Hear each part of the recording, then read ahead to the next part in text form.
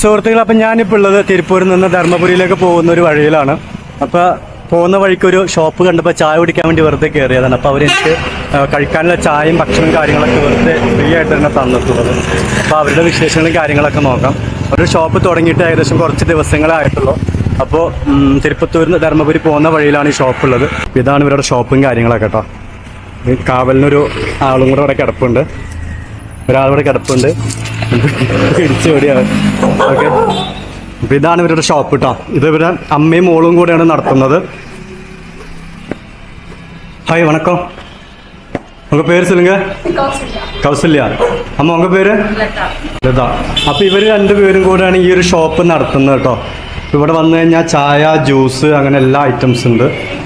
അപ്പം നിങ്ങൾക്ക് ഈ വഴി പോകുന്നവർ ഭക്ഷണം കഴിക്കുക.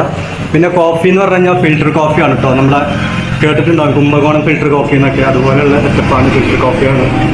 കാപ്പിപ്പൊടി പൊടിച്ചിട്ടാണ് ഒരു കോഫിയും കാര്യങ്ങളൊക്കെ ഉണ്ടാക്കുന്നത്. Okay, thank you so much.